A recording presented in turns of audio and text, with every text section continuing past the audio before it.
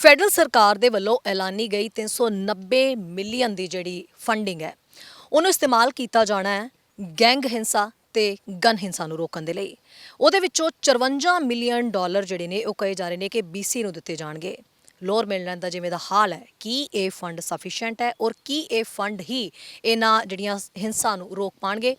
ਇਸ ਸੰਬੰਧੀ ਗੱਲਬਾਤ ਕਰਾਂਗੇ। ਸਾਡੇ ਨਾਲ ਸਰਜਨ ਜੈਕ ਖੋਸਾ ਜੀ ਸਰੀ ਪੁਲਿਸ ਦੇ ਵੱਲੋਂ ਮੌਜੂਦ ਨੇ ਔਰ ਖਾਸ ਕਰਕੇ ਜੈਕ ਖੋਸਾ ਜੀ ਨੇ ਬਹੁਤ ਦੇਰ ਇਸੇ ਹੀ ਵਿਭਾਗ ਦੇ ਵਿੱਚ ਕੰਮ ਵੀ ਕੀਤਾ ਹੈ।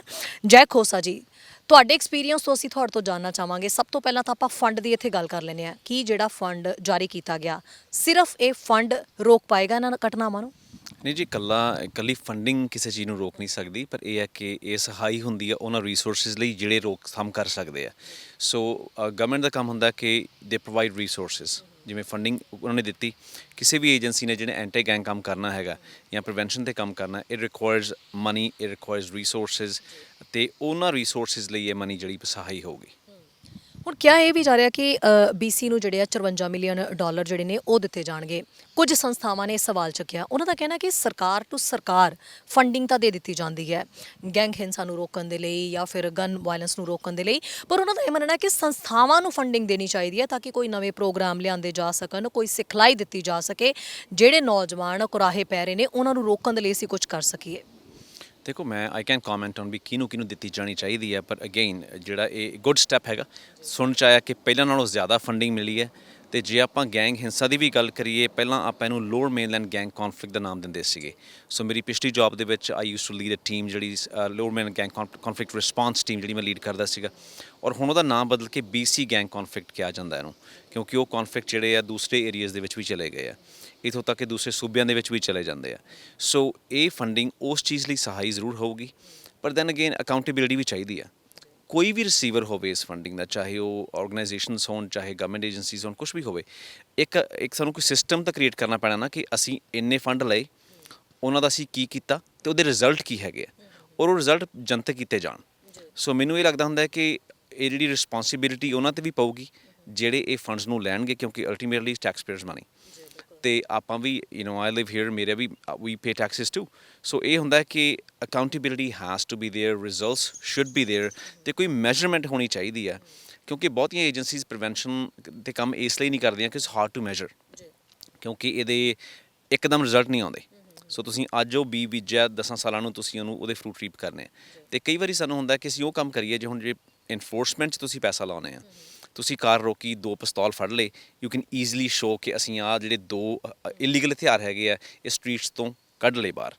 ਪਰ ਜਿਹੜਾ ਪ੍ਰੀਵੈਂਸ਼ਨ ਦਾ ਕੰਮ, ਇਹ ਲੰਮੇ ਸਮੇਂ ਲਈ ਚੱਲਣਾ ਪੈਂਦਾ, ਇਹਦੇ 'ਚ ਪੇਸ਼ੈਂਸ ਚਾਹੀਦੀ ਹੈ, ਪਰ then again we have to create a system.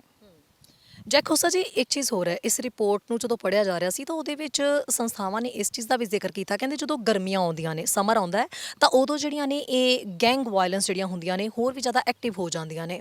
ਇਹ ਦੇਖੋ, ਦਿਨ 'ਚ ਘੰਟੇ ਵੱਧ ਜਾਂਦੇ ਆ ਜੇ ਆਪਾਂ ਡੇ ਲਾਈਟਸ ਕਹਿ ਲਓ, ਹੈ ਨਾ। ਦੂਸਰਾ, ਲੋਕ ਬਾਹਰ ਹੁੰਦੇ ਆ, ਐਕਟਿਵ ਹੁੰਦੇ ਆ, ਕੁਛ ਚੀਜ਼ਾਂ 'ਤੇ ਫ਼ਰਕ ਪੈਂਦਾ। ਪਰ ਸਿਰਫ ਇਹ ਕਹਿ ਦੇਣਾ ਕਿ ਗੈਂਗ ਹਿੰਸਾ ਸਿਰਫ ਸਮਰ ਦੇ ਵਿੱਚ ਵੱਧਦੀ ਹੈ, ਮੈਂ ਇਸ ਤਰ੍ਹਾਂ ਨਹੀਂ ਦੇਖਿਆ। ਪਰ ਇਹਨੂੰ ਇੰਟੈਲੀਜੈਂਸ ਲੈਡ ਪੁਲਿਸਿੰਗ ਵੀ ਕਿਹਾ ਜਾਂਦਾ। ਸੋ ਜਿੱਥੇ ਮੈਂ ਪਹਿਲਾਂ ਕੰਮ ਕਰਦਾ ਸੀ, we use to take the data ਵੀ ਜਿੰਨੇ 5 ਸਾਲਾਂ ਸ਼ੂਟਿੰਗਸ ਹੋਈਆਂ, ਕਿਹੜੇ ਏਰੀਆਜ਼ ਜ਼ਿਆਦਾ ਹੁੰਦੀਆਂ, ਕਿਹੜੇ ਮਹੀਨਿਆਂ 'ਚ ਜ਼ਿਆਦਾ ਹੁੰਦੀਆਂ। ਪਰ ਉਹ ਡਿਫੀਨਿਟਿਵਲੀ ਕਹਿਣਾ ਬਹੁਤ ਔਖਾ ਹੁੰਦਾ, ਕਿਉਂਕਿ ਗੈਂਗ ਕੌਨਫਲਿਕਟ ਕਿਸੇ ਇੱਕ ਏਰੀਏ ਦੇ ਥੱਲੇ ਨਹੀਂ ਹੁੰਦੇ। ਅੱਜ ਇੱਥੇ ਹੋ ਰਿਹਾ, ਕੱਲ੍ਹ ਨੂੰ ਕਿਤੇ ਹੋਰ ਹੋ ਸਕਦਾ, ਉਹਦੇ ਰੀਜ਼ਨਸ ਡਿਫਰੈਂਟ ਹੋ ਸਕਦੇ ਆ। ਸੋ I can say for sure ਵੀ ਇਹ ਕੁਛ ਮਹੀਨਿਆਂ ਨੂੰ ਆਪਾਂ ਟਾਈ ਕਰਕੇ ਰੱਖ ਲਈਏ ਕਿ ਇੱਥੇ ਗੈਂਗ ਕੌਨਫਲਿਕਟ ਹੋਣਾ ਜਾਂ ਵਿੰਟਰ 'ਚ ਨਹੀਂ ਹੋਣਾ। ਜੈਕ ਖੋਸਾ ਜੀ, ਇੱਕ ਹੁੰਦਾ ਕਿ ਗਰੁੱਪਸ ਦੀ ਗੱਲ ਕੀਤੀ ਜਾਂਦੀ ਹੈ। ਇਸ ਵੇਲੇ ਤੁਹਾਡੇ ਨਜ਼ਰੀਏ ਦੇ ਨਾਲ ਕਿੰਨੇ ਕੁ ਗਰੁੱਪ ਨੇ, ਜਦੋਂ ਦਾ ਤੁਸੀਂ ਵੀ ਇਸ ਫੀਲਡ ਦੇ ਵਿੱਚ ਕੰਮ ਕਰ ਰਹੇ ਹੋ, ਕਿੰਨੇ ਗਰੁੱਪ? ਪਰ ਇੱਕ ਇਹ ਦੇਖਣ ਵਾਲੀ ਕਿ ਅਲਾਰਮਿੰਗ ਗੱਲ ਹੈ ਕਿ ਛੋਟੀ ਉਮਰ ਦੇ ਬੱਚੇ ਇੱਧਰ ਜਾ ਰਹੇ ਆ। 17, 18 ਸਾਲਾਂ ਦੇ ਸ਼ੂਟਰ ਬਣੇ ਹੋਏ ਆ, ਜਾਂ ਜਿਹੜੇ 7ਵੀਂ 8ਵੀਂ ਗ੍ਰੇਡ ਦੇ ਬੱਚੇ ਉਹ ਡਰੱਗ ਤਸਕਰੀ 'ਚ ਪੈ ਗਏ ਆ ਸਟਰੀਟ ਲੈਵਲ ਦੀ 'ਚ। So that is the alarming figure ਜਿਹੜੀ ਮੈਨੂੰ ਲੱਗਦਾ ਹੁੰਦਾ ਕਿ ਫੋਕਸ ਕਰਨ ਦੀ ਲੋੜ ਹੈ, ਕਿ ਉਮਰ ਘੱਟਦੀ ਜਾਂਦੀ ਇਹਨਾਂ ਦੀ। ਅਤੇ ਜੇ ਪੰਜਾਬੀ ਭਾਈਚਾਰੇ ਦੀ ਗੱਲ ਕਰੀਏ, ਇਹਦੇ 'ਚ ਵੀ ਕੋਈ ਸ਼ੱਕ ਨਹੀਂ ਕਿ ਆਪਣੀ ਪਾਪੂਲੇਸ਼ਨ ਦੇ ਰੇਸ਼ੋ ਦੇ ਹਿਸਾਬ ਨਾਲ ਸਾਡੀ ਸ਼ਮੂਲੀਅਤ ਜ਼ਿਆਦਾ ਹੈ ਗੈਂਗਸ ਦੇ ਵਿੱਚ। ਪਰ ਆਪਾਂ ਇਸ ਗੱਲ ਨੂੰ ਵੀ ਅੱਖੋਂ ਪਰੋਖੇ ਨਹੀਂ ਕਰ ਸਕਦੇ ਕਿ ਕਿੰਨੇ ਜ਼ਿਆਦਾ ਬੱਚੇ ਆਪਣੇ ਬਹੁਤ ਪੋਜ਼ੀਟਿਵ ਕੰਮ ਕਰ ਰਹੇ ਆ। ਸੋ ਅਨਫੋਰਚੂਨੇਟਲੀ ਹਾਈਲਾਈਟ ਸਿਰਫ ਉਹੀ ਹੁੰਦੇ ਆ ਜਿਹੜੇ ਮਾੜੇ ਕੰਮ ਕਰਦੇ ਆ। I think that's also we something we need to look at. ਪੰਜਾਬੀਆਂ ਦਾ ਜ਼ਿਕਰ ਕੀਤਾ ਵੀ ਪੰਜਾਬੀ ਬੱਚੇ ਵੀ ਛੋਟੀ ਉਮਰ ਦੇ ਜਿਹੜੇ ਨੇ ਨੌਜਵਾਨ ਟੀਨੇਜਰ ਉਹ ਵੀ ਬਹੁਤ ਜ਼ਿਆਦਾ ਜਿਹੜੇ ਨੇ ਅਟਰੈਕਟ ਹੁੰਦੇ ਨੇ, ਉਹ ਵੀ ਗੈਂਗਾਂ ਦਾ ਹਿੱਸਾ ਬਣਦੇ ਜਾ ਰਹੇ ਨੇ। ਦੇਖੋ ਸੱਚੀ ਤੁਹਾਨੂੰ ਲੱਗਦਾ ਵੀ ਇਹਦੇ ਲਈ ਕੋਈ ਅਜਿਹੇ ਕਦਮ ਚੁੱਕਣ ਦੀ ਲੋੜ ਹੈਗੀ ਹੈ? ਨੋ ਡਾਊਟ ਇਹਦੇ 'ਚ ਨਾ ਸਿਰਫ ਪੁਲਿਸ ਕੁਛ ਕਰ ਸਕਦੀ ਹੈ, ਨਾ ਸਿਰਫ ਸਰਕਾਰਾਂ ਕੁਛ ਕਰ ਸਕਦੀਆਂ, ਬਲਕਿ ਇਹਦੇ ਵਿੱਚ ਪੂਰੀ ਕਮਿਊਨਿਟੀ ਨੂੰ ਵੀ ਮਿਲ ਕੇ ਜਿਹੜਾ ਉਹ ਰੋਲ ਨਿਭਾਉਣਾ ਪੈਣਾ ਹੈ। ਪਰ ਇਹ ਜਿਹੜੀ ਚਿੰਤਾ ਵੱਧਦੀ ਜਾ ਰਹੀ ਹੈ, ਪਾਪੂਲੇਸ਼ਨ ਇੰਨੀ ਜ਼ਿਆਦਾ ਸਰੀ ਦੇ ਵਿੱਚ ਹੋ ਰਹੀ ਹੈ, ਲੋਅਰ ਮੇਨਲੈਂਡ ਦੇ ਵਿੱਚ ਹੋ ਰਹੀ ਹੈ, ਪੰਜਾਬੀ ਪਰਿਵਾਰ ਇੰਨੇ ਆ ਰਹੇ ਨੇ, ਪੰਜਾਬੀ ਬੱਚੇ ਆ ਰਹੇ ਨੇ, ਸੋ ਇਹ ਚੀਜ਼ ਨੂੰ ਕਿਵੇਂ ਰੋਕਿਆ ਜਾ ਸਕਦਾ? ਤੁਹਾਡਾ ਨਜ਼ਰੀਆ ਇਸ 'ਤੇ ਕੀ ਹੈ? ਦੇਖੋ, ਮੈਨੂੰ ਇਸ ਗੱਲ ਤੇ ਹੈਰਾਨੀ ਹੁੰਦੀ ਵੀ ਚਿੰਤਾ ਉਦੋਂ ਹੀ ਕਿਉਂ ਵੱਧਦੀ ਹੈ ਜਦੋਂ ਕੋਈ ਸ਼ਹਿਰ 'ਚ ਗੋਲੀ ਚੱਲਦੀ ਹੈ। Why aren't we talking about these things regularly? ਪੁਰਾਣੀ ਕਹਾਵਤ ਹੁੰਦੀ ਸੀ ਕਿ it takes a village to raise a child. ਉਹ ਅੱਜ ਵੀ ਸਹੀ ਆ।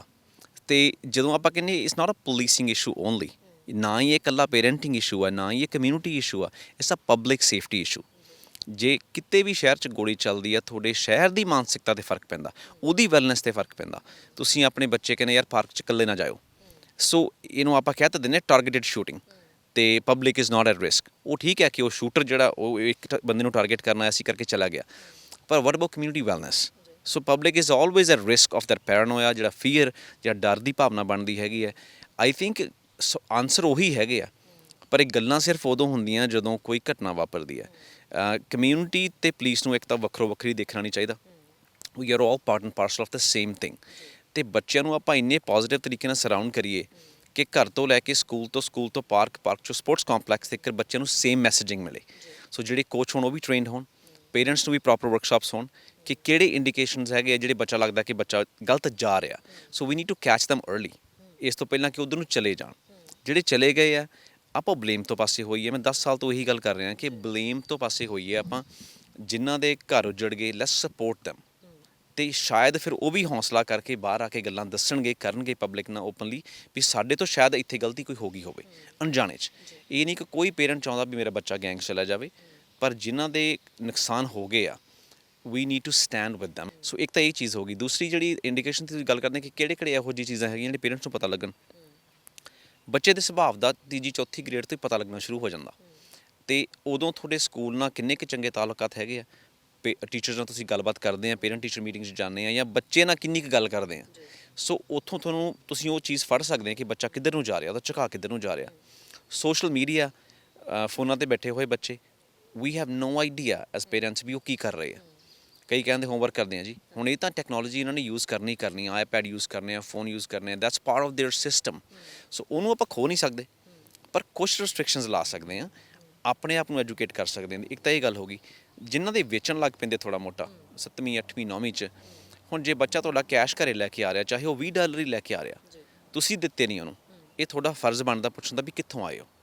ਕਿਉਂਕਿ ਬਹੁਤ ਵਾਰ ਮੈਂ ਦੇਖਿਆ ਕਿ ਦੂਸਰੀਆਂ ਕਮਿਊਨਿਟੀ ਦੇ ਲੋਕ ਵੀ ਕਹਿੰਦੇ ਵੀ ਤੁਸੀਂ ਸੁੱਤੇ ਪਏ ਸੀ। ਜੇ ਤੁਹਾਡਾ ਬੱਚਾ BMW ਡਰਾਈਵ ਕਰਦਾ, ਕੰਮ ਉਹ ਕਰਦਾ ਨਹੀਂ ਕਿਤੇ, ਕੱਲ੍ਹ ਨੂੰ ਉਹ ਗੈਂਗ ਸ਼ੂਟਿੰਗ 'ਚ ਮਾਰਿਆ ਜਾਂਦਾ, ਫਿਰ ਲੋਕਾਂ ਨੇ ਨੈਚੁਰਲੀ ਸਾਨੂੰ ਬਲੇਮ ਕਰਨਾ ਕਿ ਪਹਿਲਾਂ ਤੁਹਾਨੂੰ ਨਹੀਂ ਪਤਾ ਸੀ ਕਿੱਥੋਂ ਇਹ ਪੈਸੇ ਆ ਰਹੇ ਆ। ਪਰ ਮੈਨੂੰ ਲੱਗਦਾ ਹੁੰਦਾ ਕਿ ਪੇਰੈਂਟਸ ਨੂੰ ਇੱਕ ਸਟੇਜ 'ਤੇ ਆ ਕੇ ਪਤਾ ਲੱਗ ਜਾਂਦਾ, ਪਰ ਉਹ ਵਿਚਾਰੇ ਕੁਛ ਕਰ ਨਹੀਂ ਪਾਉਂਦੇ। ਸੋ ਜੇ ਹੁਣ ਬੱਚਾ ਤੁਹਾਡਾ 6 ਫੁੱਟ 3 ਇੰਚ ਦਾ ਹੋ ਗਿਆ, ਅਗਰੈਸ਼ਨ ਨਾਲ ਭਰਿਆ ਹੋਇਆ, ਬਾਹਰ ਉਹ ਪੁੱਠੇ ਕੰਮ ਕਰ ਰਿਹਾ, ਉਹਨੂੰ ਘਰੋਂ ਵੀ ਕੱਢੋਗੇ ਤੁਹਾਨੂੰ ਤਾਂ ਵੀ ਡਰ ਲੱਗਦਾ ਕਿ ਮਾਰਿਆ ਜਾਊ ਬਾਹਰ। So as parents is very hard for them to decide. So ਉੱਥੇ ਅਥਾਰਟੀਜ਼ ਦੇ ਨਾਲ ਰਲ ਕੇ, ਨਾਨ ਪ੍ਰੋਫਿਟ ਆਰਗੇਨਾਈਜੇਸ਼ਨ ਦੇ ਨਾਲ ਰਲ ਕੇ, ਕਮਿਊਨਿਟੀ ਦੇ ਨਾਲ ਉਹਨੂੰ ਸਪੋਰਟ ਕੀਤਾ ਜਾ ਸਕਦਾ ਬੱਚੇ ਨੂੰ ਕਿ ਵਾਪਸ ਚੰਗੇ ਪਾਸੇ ਆ ਜਾ। ਸਾਡਾ ਹਰ ਇੱਕ ਪ੍ਰੋਗਰਾਮ ਵੇਖਣ ਤੇ ਸਾਡੇ ਨਾਲ ਜੁੜਨ ਲਈ ਸਬਸਕ੍ਰਾਈਬ ਕਰੋ ਚੈਨਲ ਪੰਜਾਬੀ ਤੇ ਨੋਟੀਫਿਕੇਸ਼ਨ ਲਈ ਬੈਲ ਆਈਕਨ ਵਾਲੇ ਬਟਨ ਤੇ ਕਲਿੱਕ ਕਰੋ।